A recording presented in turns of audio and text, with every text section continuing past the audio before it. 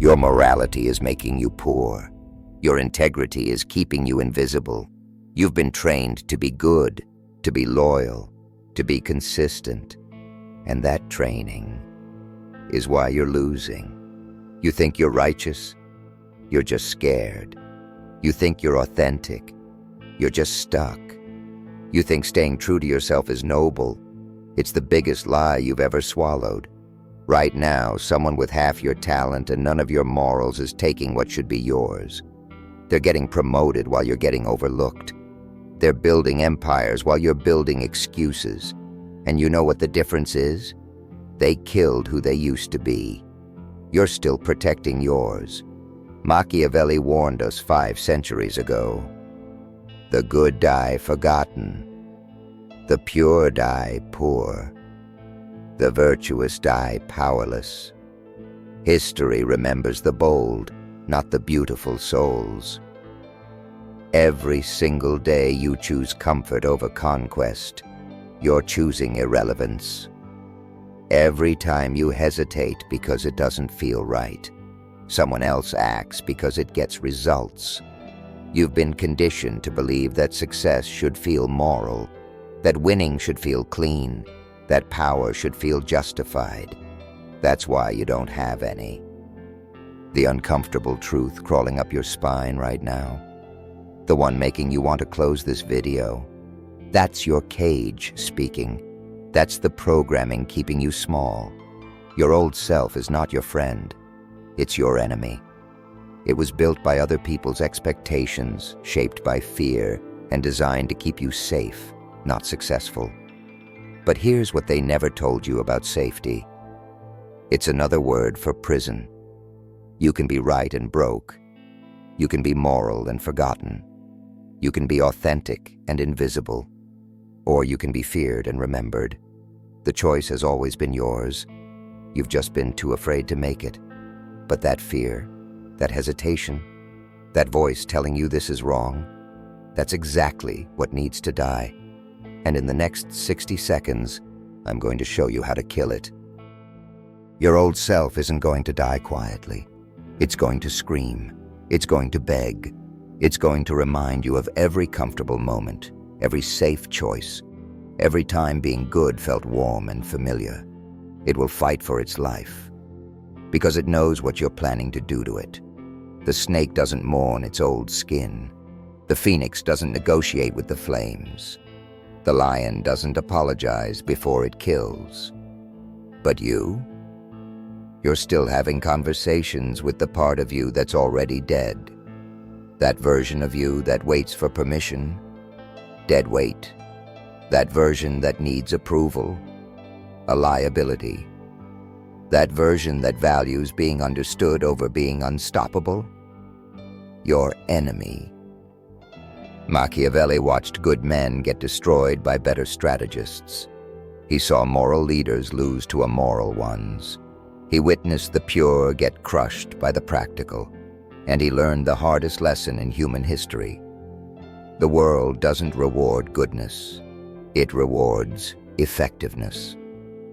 Alexander the Great burned his ships when he reached enemy shores. No retreat, no safety net, no way back to who he was. His men called him insane. History calls him great, because he understood what you're just beginning to grasp. Transformation isn't renovation, it's demolition. You can't build a palace on a foundation of fear. You can't forge steel without destroying the ore. You can't become dangerous while protecting what made you soft. The crucible doesn't ask if you're ready. The fire doesn't care about your feelings. The war doesn't pause for your moral confusion. Your past self was a survival mechanism. It got you this far by keeping you small, keeping you safe, keeping you acceptable. But survival isn't victory. And if you want to win, something has to burn. The question isn't whether you'll feel guilty about it. You will. The question isn't whether it will hurt. It will. The question is, are you finally angry enough at your own mediocrity to light the match? Because once you do, there's no going back. And that's exactly the point. They'll call you ruthless. Let them. They'll say you've changed, that you're not the person they knew. Good. The person they knew was losing. Machiavelli said it's better to be feared than loved if you cannot be both. But here's what he really meant. Love is conditional, temporary, fickle. Fear is respect, wearing a mask. And respect is the only currency that matters. You think darkness is evil? Darkness is clarity, without the comforting lies. Darkness is seeing the game as it really is, not as you wish it were. While others play pretend with fairness and karma, you'll be playing chess with reality. The wolf doesn't apologize to the sheep. The storm doesn't ask permission to reshape the landscape. The winner doesn't explain their strategy to the loser. Power flows to those who understand its rules, not those who wish it had different ones.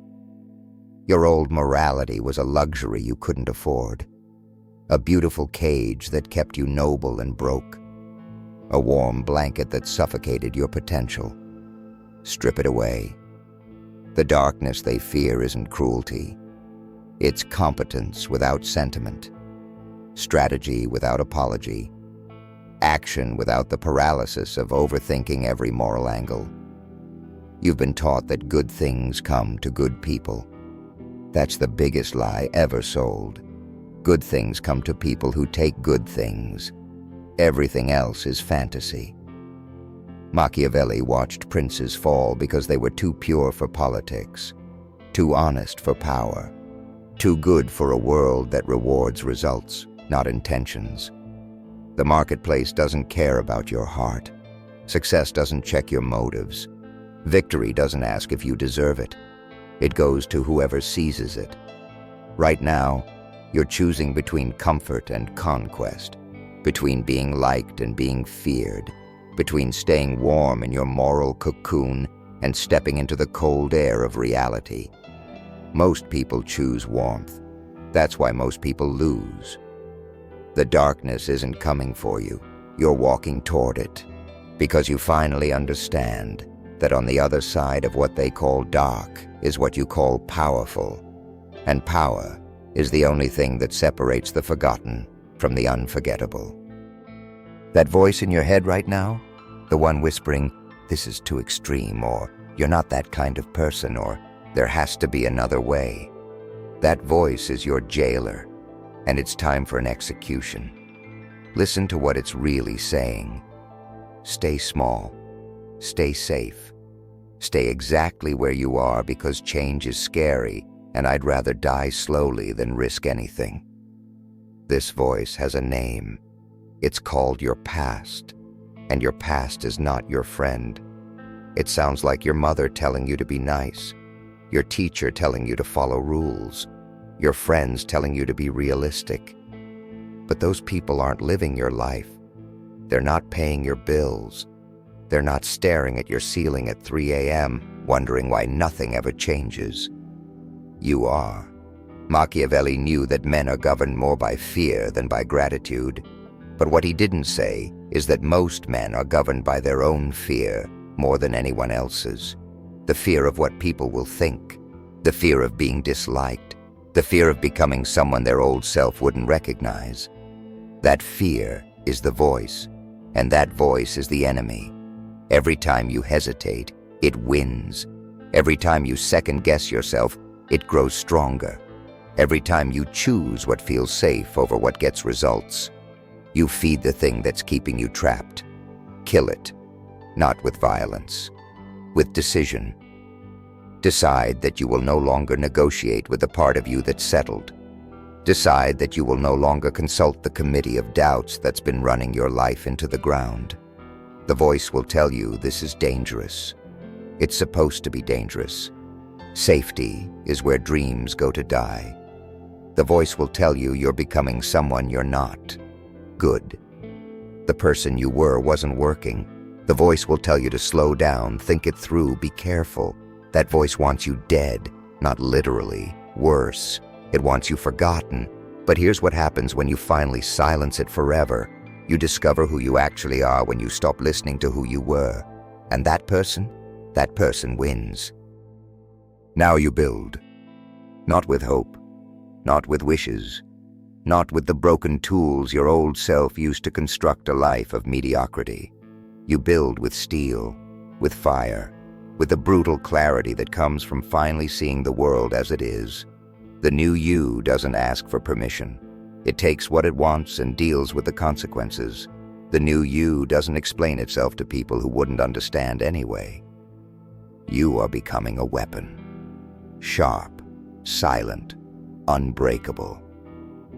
Machiavelli understood that fortune favors the bold, but only the bold who strike at the right moment with overwhelming force. Your moment is now. Your force is the person you're becoming. You do not owe your past self a second life. You do not owe anyone an explanation for your transformation. You do not owe the world a comfortable version of who you used to be. The weak will call you changed. They're right. Change is the point. The soft will call you hard. Good. Soft things get crushed. The comfortable will call you extreme. Perfect. Extreme gets results. Every morning, you wake up and choose comfort or conquest, safety or sovereignty, the warm bed of mediocrity or the cold throne of power. The old, you chose the bed. The new, you builds the throne. Your new self doesn't waste energy on guilt. Guilt is for people who have time to second-guess their decisions. You don't have that luxury anymore. Your new self doesn't negotiate with fear. Fear is information, not instruction. Your new self doesn't apologize for being effective. Apologies are for people who care more about being liked than being respected. The world will resist this transformation. People are threatened by those who refuse to stay in their assigned roles. They will try to pull you back into the familiar cage of who you were. Let them try. You are forging something they cannot touch, something they cannot understand, something they secretly wish they had the courage to become. You are becoming inevitable. Not because the world needs another good person. The world has enough good people. Powerless, invisible, forgotten good people. The world needs someone who can get things done. That someone is who you're becoming. You are not the same person who started watching this. That person is dead. You killed them. And if you did it right, you feel the ashes still burning in your chest. The price of this transformation? Everything comfortable. Your innocence about how the world works. Your ego's need to be the hero of your own story. Your sentimental attachment to who you used to be. Gone. And in their place, power. Clarity. The cold precision of someone who sees the game and plays to win. Machiavelli wrote The Prince not as a guide to evil, but as a manual for effectiveness. He understood what you now understand. The world belongs to those who shape it, not those who hope it shapes them. You are no longer hoping. You are no longer waiting. You are no longer the person who needed permission to act, approval to exist, or validation to move. You have become the fire that burns away illusion, the force that reshapes reality, the blade that cuts through the comfortable lies others still cling to. They will fear you now, not because you are cruel, but because you are certain. Not because you are evil, but because you are effective. Fear is the shadow cast by competence, and competence is what you have forged from the wreckage of who you used to be. The weak will try to shame you back into smallness. Let them. Shame is the weapon of those who have no other power. The comfortable will try to guilt you back into their cage. Let them. Their cage is not your concern anymore. You have seen behind the curtain. You know the rules of the real game. You understand that everything they taught you about fairness and karma and good things coming to good people was designed to keep you manageable. You are no longer manageable. You are fire, and fire doesn't ask permission to burn. Your old self was a cage built by others, maintained by fear, and locked by your own hand. But you've been holding the key all along. And now you've finally used it. The world will never be the same, neither will you. That's the point.